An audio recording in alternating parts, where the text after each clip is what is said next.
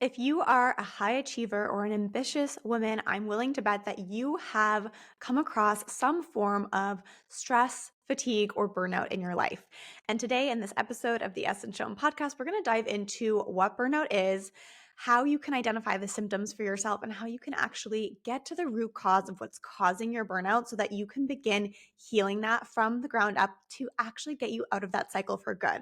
One of the things that I hear most when it comes to burnout is that we don't want to accept, or we reject the fact that we might have been burnt out, or we think that there's one sole definition of what burnout is. And if we don't experience that, then we must not be burnt out. So we're going to be addressing all of those myths today. We're going to be deconstructing what burnout actually is so that you can identify if that's happening for you in your life. And like I said, how to actually get out of that cycle and heal it for good.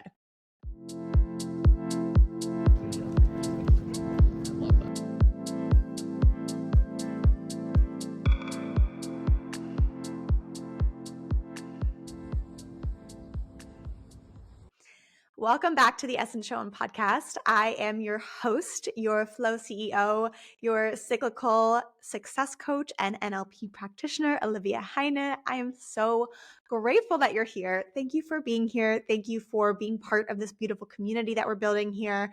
It is so exciting to see the downloads growing and growing every single week. I think we're almost at 5,000 downloads now, which is huge for us. So thank you for being here.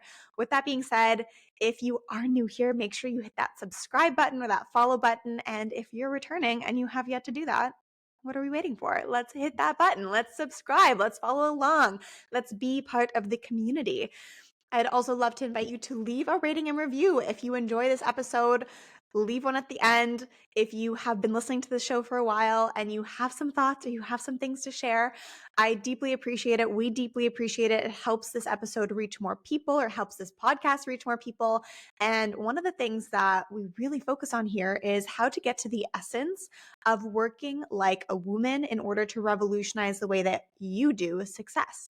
Change that dominant narrative, that dominant system and cycle that's in place that tells you what you need to do to work and be successful.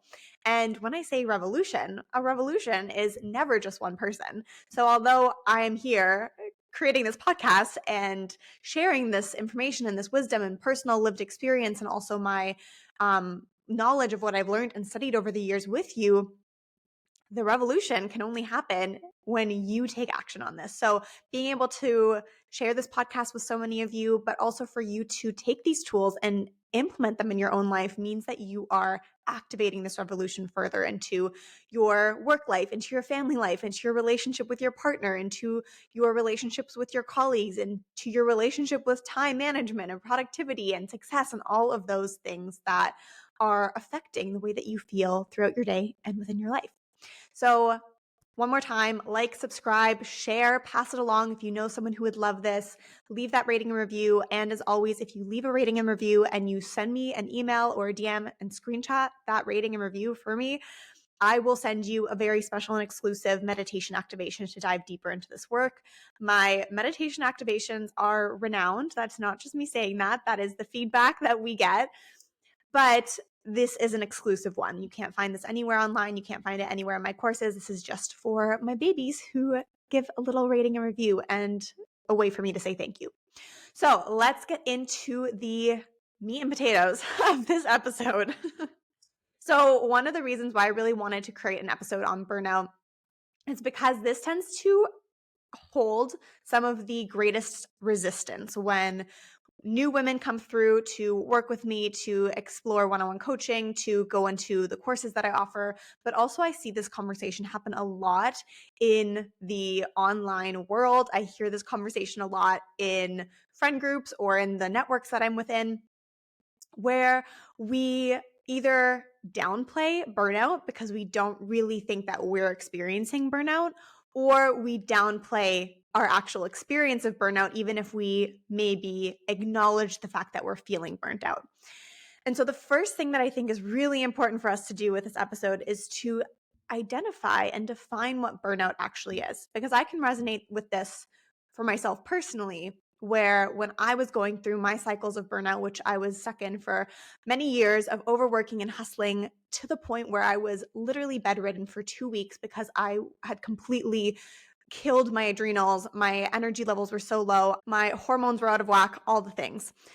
But when I was in that cycle, it was sometimes hard to acknowledge that you are really in that cycle because you feel like you're trying to move things forward. You feel like you're really doing a good job at it, and you don't want to accept the defeat because often burnout comes with this little sprinkling of failure, right? If we're burnt out, it somehow means that there's something wrong with us, or we're weak, or we couldn't do it. We couldn't manage to push through. We didn't have the capacity to hold it all. We weren't good enough. And this, first and foremost, is a complete load of bullshit. It's just what we have taken on. It's part of our conditioning. And we'll talk about how to actually release this within this episode. But it's really important to understand that there are reasons why we have resistance to acknowledging what's happening in our bodies. And second, it's because we have one size fits all kind of definition of what burnout is. And for me at the time, before I got to that 2-week burnout, like bedridden spot, I really thought that burnout was, being hospitalized, fainting at work, like having just so much pressure, getting to the point like where you're actually breaking. And anything up until that point, you can do more, or you can push harder, or whatever. There's space still to take on more. And this is simply not true. So let's define what burnout actually is. And I really love to define burnout as existing on this scale. And this is a scale that I call the burnout to balance scale. And we are always existing somewhere on that scale. And I don't love using the word burnout when we're talking about existing on this scale. It's more of a reference point to understand that if we're moving too far away from balance, we are moving towards being so out of alignment with our bodies and with ourselves and in our lives that we are going to move towards burnout. But we can put a different word in there as well. We can have a word like misaligned, which I personally like to use just because it carries less of these negative connotations that burnout carries. But when we look at the scale, we're always existing somewhere on that scale.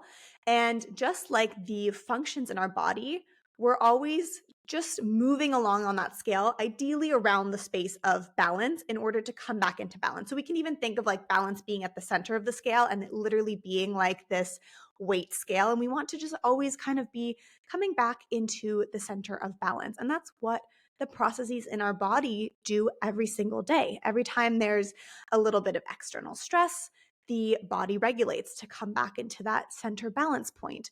However, when there's so much stress going on externally, when we're putting our body so much in a disregarded state because we're only focusing on the external, no matter how hard the body tries to bring us back into that state of equilibrium, it needs extra support from us. And if we're not listening to the cues that our body is giving us around the fact that it needs this extra support and TLC, then that is when we start to fall out of balance because our body doesn't have the capacity anymore to do it all on its own. We need to work together with our body. This is our vehicle. So burnout is just one name for an array of symptoms that can indicate that you are out of alignment with your body. And in this case, and what we talk about here, not working like a woman. So you're not working with the innate wisdom and guidance and blueprint of how your body functions in order to support yourself in staying balanced and feeling good physically and mentally and emotionally as you move towards your goal. Are we following that definition? Let me know if this definition resonates with you because personally, finding this definition and creating this for myself within my work has given me so much permission to exist on the scale because we're human, right? We're never always just going to be one thing. We're constantly in flux. And the more we can allow ourselves to be in this mutable place of flux and change, the less pressure or constriction we put on ourselves when things kind of fall out a little bit. And it's just a reminder of, oh, okay, how can I bring it back? And that's what we'll talk about today in terms of getting you out of that cycle. So the way that I want to do this and the way that I've set this up is we're going to talk about some of the main symptoms that indicate that you might be burnt out. And these are not going to be your standard symptoms. I'm going to tell you that right now. And I'm really curious to hear how these symptoms resonate with you because again, in my personal experience and what I see for a lot of other women and people in general is that we have this one very strict definition of burnout. And so today I want to kind of expand on that definition or expand on those symptoms and show you that, again, like we talked about on the scale, it is not just this one side of the very intense scale where you are completely burnt out kind of symptoms, but we can kind of zoom back out and see that there are other symptoms that can indicate that you're already burned out or that you're moving in the direction of becoming burned out. Okay. So we're going to go over the symptoms and then we're going to dive into the root causes because that's where the true healing actually starts to happen. So, symptom number 1 is busyness. You are a busy little bee. You can't slow down. You are constantly overburdening or overfilling your schedule. You say yes to pretty much everything. You have a really hard time resting, or you feel really guilty for resting when you are resting, either because when you're resting, you feel like you're not doing enough, or you're not resting because you just constantly feel like there's more to do. And this is really deeply linked to stress and overwhelm. So if you're feeling a heightened level of stress in your life, a heightened level of overwhelm in your life, it most likely has to do with how much you're taking on and how busy you're keeping yourself the whole time. Symptom number 2 is numbing. Numbing means escaping from the world. And this can look like watching TV, rewatching reruns of the same shows or movies. I know for me personally that when I start pulling up The Office, that is my tell sign of, okay, there's something that we're kind of wanting to just shut off from the world. And this doesn't mean that watching TV inherently is bad. It's just really important to understand the intention behind it. Why are we doing this? And the same thing is true for alcohol, grabbing a glass of wine after work, after a long day, having a drink, feeling like you need a drink. Again, inherently not necessarily a bad thing, but what is the intention behind it? And often anxiety is attached to this. Then in this case, we can feel anxious about the fact that we're not doing enough or that things aren't working. So we kind of like escape from doing them. This is called procrastination, if you've heard of it. And so we kind of feel anxious, but then we numb out or we try to numb it out. Or while we're numbing out, we actually become anxious because we're not taking care of the things that require our attention. But what we're probably also doing is building them up into this big thing in our minds where we feel like we just can't even manage them or we can't even deal with them.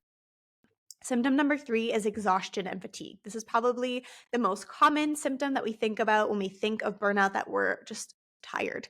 We have adrenal fatigue, we can have chronic fatigue, we can have insomnia. We're just feeling really tired and low on energy. So that, again, can exist on a huge scale. What also comes with this is having low interest or a low interest level in the things that you're doing, in new things, in trying new things, in things that require effort. You're just kind of like, meh, like, ugh, everything is just, ugh, right?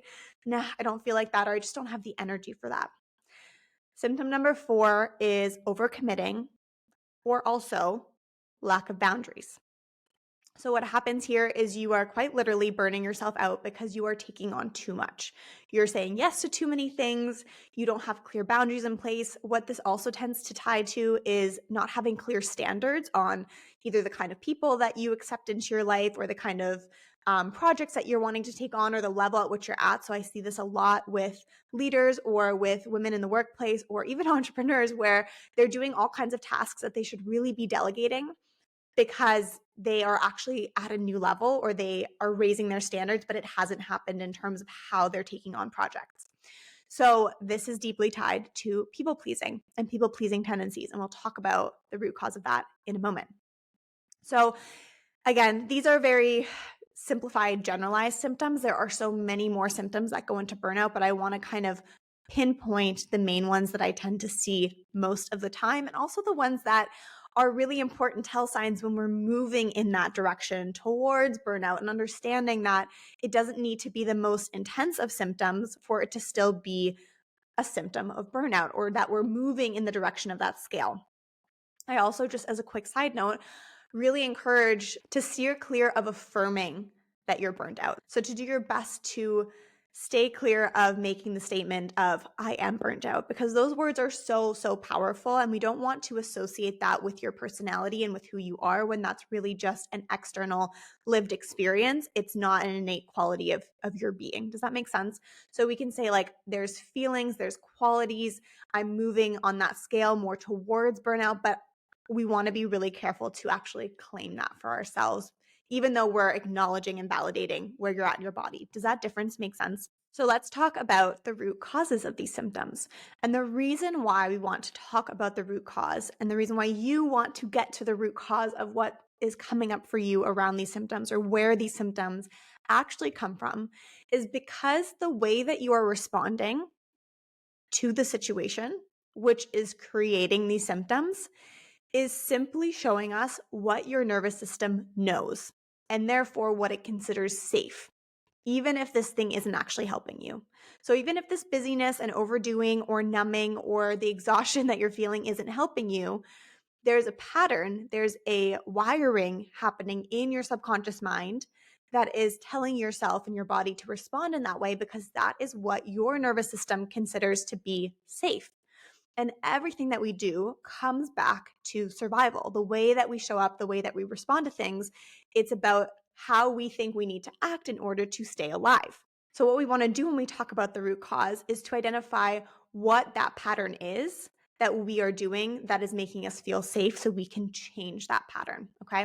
So I'm going to summarize the root causes of the symptoms that we talked about before. So if you grabbed a pen and a notebook or a piece of paper and you wrote down what the symptoms were, just circle for yourself which ones resonated with you the most. And as I dive into the root cause, you can hone in on the symptom that resonated with you or that feels most like you, in order to get a little bit deeper and understand where that might be coming from for you, okay? And one more time, this is a podcast. I don't know your unique situation. I don't know what is going on in your life or what your unique specific symptom is. And you might have a list of symptoms that surpass what I talked about here, or that are intertwined and interconnected. Like, it's never black and white. It's never so clean cut. That's why doing this work in one-on-one coaching in a container together is so powerful, because we can really get into your unique situation. So I encourage you to reflect and really sit with whether or not these things are true for you, to not just take it as a blanket statement. And if you do want more support, or if there are other things coming up that you feel you want to go into and dive into, please reach out to me and we can chat about that. So root cause number one is related to the symptom of busyness. And the root cause of this is that chaos is what feels safe to you.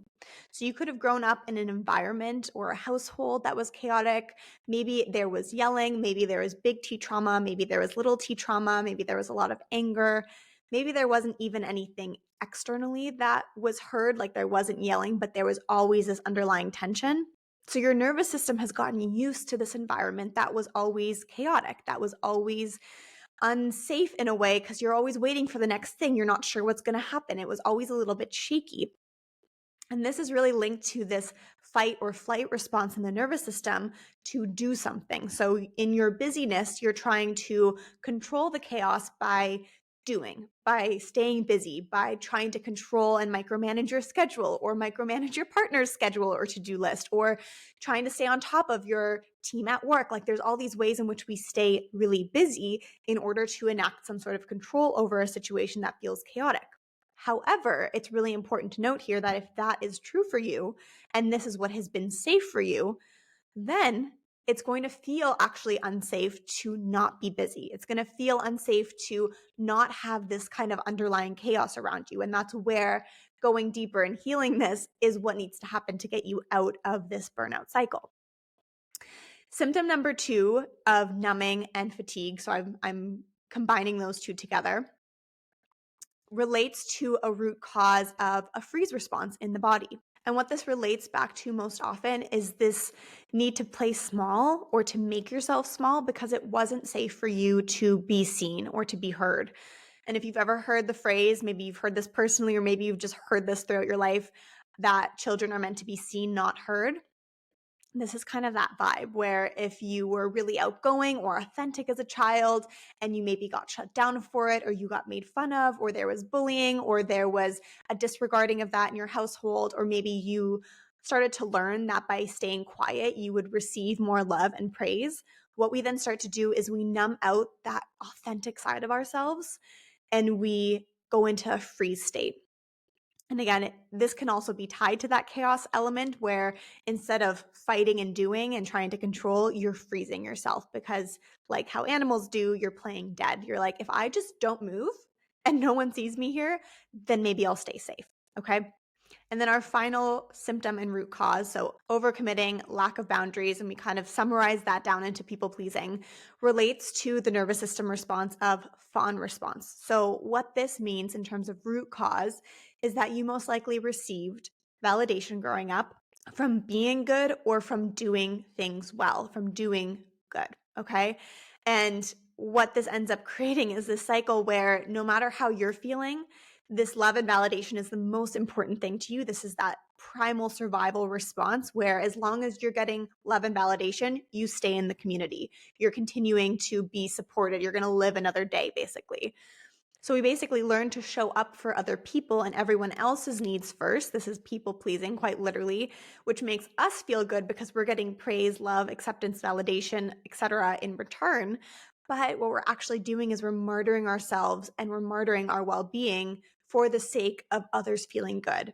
But as we do that, although it might feel good to us because that's what's safe for us, again, it's that validation. Anyone who's a people pleaser, and I'm raising my hand for that as well, will know that that feels good. Like we crave that because that's what safety is, but it's actually harming you in the long run because it's draining you of your energy. It's making you feel overworked. It's making you feel burnt out, but we need to find a new version of safety around that. So again, it's shifting out of these patterns of what the nervous system considers safe and moving you into a new pattern so that you can actually feel safe and supported in your body and in your nervous system and move forward with the things that are important to you without getting stuck in the cycle of burnout. Okay. So let me know which of these root causes resonated with you most. And if you felt like none of them did, tell me what your symptoms are. And I'm happy to help you dive into what the root cause is for you. Because like I said, this is a generalization.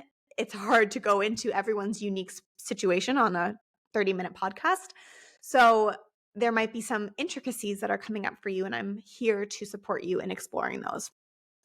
So how do we heal? How do we move out of that old pattern and into that new pattern? So I'm going to give you 3 steps now to actually healing the hustle. This is called Healing the Hustle 101.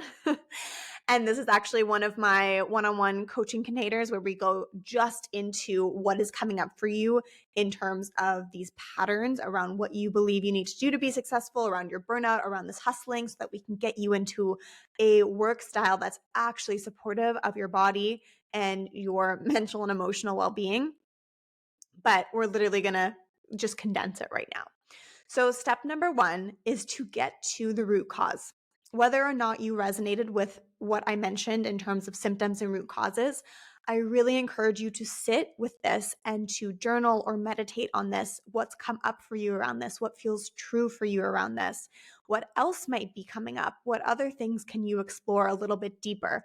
And this is really what I'm here for, to help and support you with in one-on-one coaching. So if this is something that you're wanting to heal once and for all and really dive deeper into to clear it from that root cause so that this doesn't keep coming up or showing up in your life, I have links in the description and in the show notes below for next steps to take for one-on-one coaching, and to just explore what options are available. And just as a reminder here, you don't need to be at your enough is enough breaking point. I actually encourage you to not be there, because it's going to be so much easier for us to shift you out of these cycles if you're not like completely run into the ground. Of course, we can do that then too. But if you're feeling like you're moving towards more of that burnout on this scale, or you're kind of stuck in this teeter-totter cycle of it, this is when you want to reach out and get the support.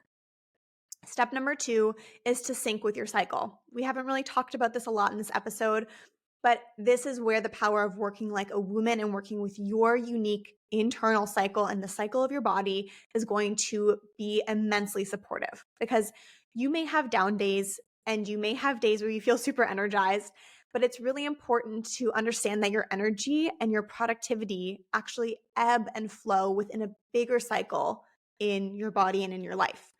And what this does is it gives you permission to then do the same. Gives you permission to not feel like you have to be on and doing and working all the time. And it also helps you understand how to plan for things, when to commit to things, and when you're going to have the capacity to do more, right? And when you then also need to slow down and rest. This is going to support yourself in helping yourself, right? The whole help me, help you kind of thing. You can do that within your own body when you harness the wisdom of your cycle. So your menstrual cycle or the cycle of your inner nature, whether or not you have a menstrual cycle, by working like a woman. Step number 3 is a technique that I teach inside Rest for Success, which is my signature cyclical sacred success course, where we go deep into healing burnout and also all of these mindset healing modules and modalities around getting out of this hustle. But Rest Zones is this technique and this modality that I created inside Rest for Success. And it's about identifying where you are on this scale, when I said scale of burnout to balance, so that you can actually catch yourself before you get too far down the scale. Because it's really easy to just keep going, and then you wake up one day and you're like, oh, fuck. I missed some crucial markers, like some crucial red flags. It's when you're in a relationship, right? And you're dating someone and then all of a sudden you wake up and you're like, oh, I see it clearly now. I see clearly now, right? So we want to make sure that you know what your tell signs are for your body. And if you want to go into this deeper, I really, really invite you to join Rest for Success. It is such an incredible foundational course for, like I said, healing the way that you're working, but also implementing these cycles for working like a woman. And this walks you through this modality in so much detail and depth, where you can actually create this system for yourself that's incredibly supportive. Finally, those are the 3 steps, but I just want to remind you that because burnout exists on this scale, it's so important for you to advocate for your own body and your own experience. No one else can feel what you're experiencing. No one else can switch bodies with you. It doesn't matter what the movies tell you in Hollywood. No one else can switch bodies and tell you how you're feeling, right? It's just like when your partner, your kids are sick and you just don't know how bad it really is. Like, are they just wanting to stay home from school today, or they don't want to do the laundry, or are they actually really sick? And only you can say what you're feeling in your body. And so it's so crucial and important to advocate for yourself. And it's something that I see again that comes up a lot because people are like, well, I'm not actually burnt out because so-and-so got burnt out and they had these symptoms. And then they told me that like, it's not burnout unless it's XYZ. No. What are you experiencing? How is that feeling and showing up for you in your body? And how can you support yourself through that? Looking outside of yourself for that benchmark or for that definition is never going to work, because it's, again, just like being sick or having the cold or the flu and letting someone else tell you that you're not actually sick. And you're like, well, that's not accurate. So this is so key. And I want to leave you with this, that you are the advocate for your own body.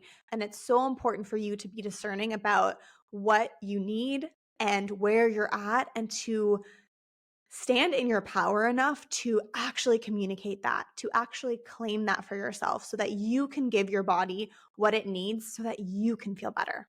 Because no one else is going to do that for you, and no one else knows how you feel. You have to live in your body, right?